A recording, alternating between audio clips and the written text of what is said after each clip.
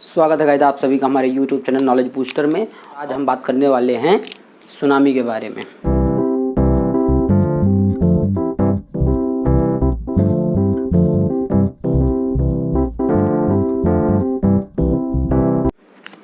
तो क्या होती है सुनामी?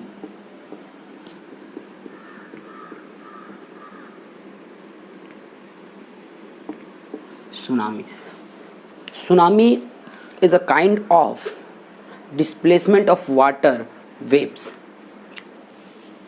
एक तरीके से पानी के अंदर की हलचल है जिसमें बड़ी बड़ी लहरें उठती हैं। एक तरीके से हलचल है कहाँ पर? वाटर बॉडी में। वाटर बॉडी में मतलब एक लहर, पानी की लहर तट की ओर चलती है। ये ओशियन है, फिर ये तट है हमारा। यहाँ पर लहर उठती है, यहाँ पर लहर उठती है और ये लहर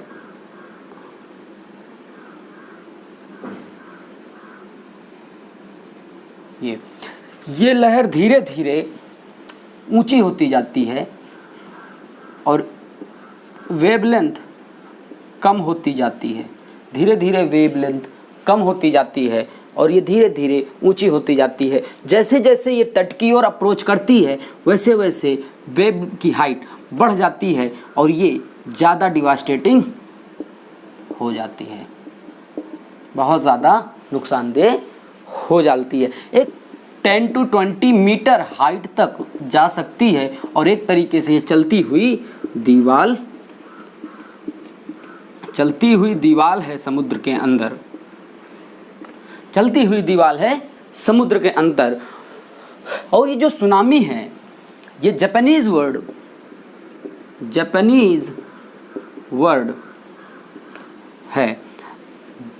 वर्ड है जिसका सु का मतलब है समुद्र तट।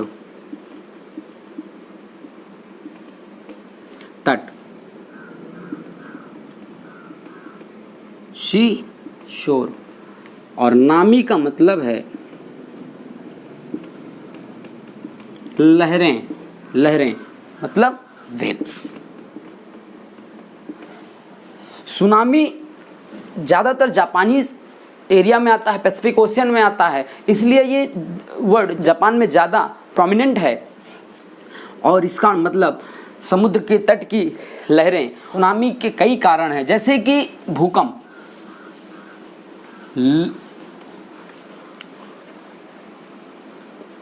अर्थक्वेक। भूकंप जो है, जब कहीं पर भी समुद्र तट के अंदर नीचे ओशियानिक क्रस्ट में कहीं भी भूकंप का केंद्र होगा और ये भूकंप की किरणें ऊपर आएंगी तो ये एनर्जी जो है ट्रांसफ़र करती हैं वाटर बॉडीज़ में और ये वाटर बॉडीज़ में फिर ऊंची ऊंची लहरें उठती हैं।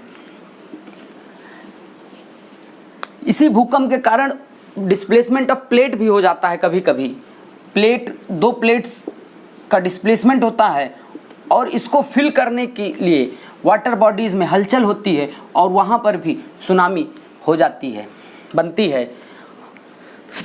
फिर बात करते हैं ज्वालामुखी की।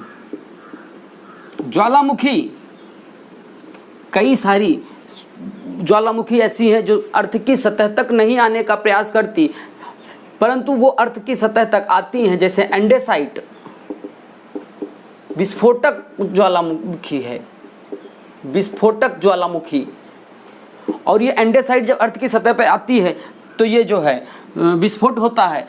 यदि इस एंडेसाइट ज्वालामुखी जो है ये समुद्र के भीतर से निकलकर समुद्री सतह पर आती हैं तो ये विस्फोट होता है और वाटर बॉडीज में हलचल होती है, जिसके कारण समुद्र के पानी में लहरें उत्पन्न होती हैं।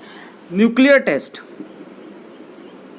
न्यूक्लियर एक्सप्लोजन,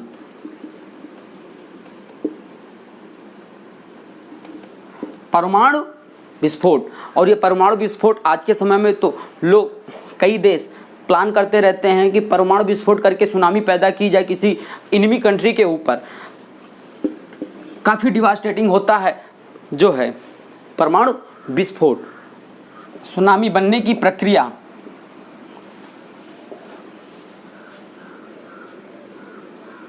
ये हमारा समुद्र है और ये कॉन्टिनेंटल पार्ट है।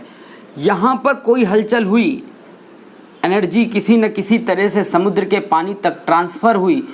It might be possible because of displacement of plate और थ्रो अर्थक्वेक। फिर क्या होता है, यहाँ पर लहरें बनती हैं। जितनी गहराई पर सुनामी होती है उतनी ज़्यादा उनकी स्पीड होती है। उथले पानी में स्पीड कम होती है। आने से पहले इसकी एक प्रक्रिया है, रिट्रीट करता है। पहले ये जो पानी है समुद्र का, ये पानी पहले कुछ समय के लिए रिट्रीट करेगा और रिट्रीट करके यहाँ पहुँच जाएगा। फिर थोड़ी देर बाद ये पानी फिर और ज़्यादा हाई स्पीड से आगे बढ़ता है और बहुत ज़्यादा हैवॉक उत्पन्न करता है। जापान की सुनामी 1896 में जापान जून में 1896 में आई थी और ये ईस्ट कोस्ट ऑफ जापान में आई थी। जापान में आई थी ईस्ट कोस्ट पे। ये काफ़ी ज़्यादा जो है डिवास्टेटिंग सुनामी। 2004 में इंडियन ओशियन में आई थी। अर्थक्वेक की तीव्रता थी 9.1 to 9.3 रिएक्टर स्केल पर 9.1 to 9.3 थी इसकी तीव्रता, जिसकी वजह से इंडियन ओशियन में अर्थक्वेक आई थी, जिसमें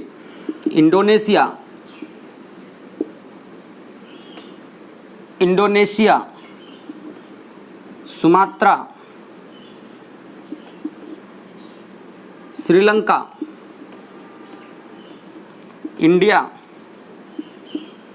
काफ़ी ज़्यादा प्रभावित हुए थे और 2,30,000 लोगों की मौत हुई थी। ये जो मौत हुई थी ये डायरेक्टली सिर्फ सुनामी की वजह से नहीं हुई थी, उसके बाद की प्रिपेयर्डनेस की वजह से भी ये मौतें हुई, जिसके बाद दुनिया भर ने प्रिपेयर्डनेस को एक अहम स्थान दिया अपनी जो है नीतियों में।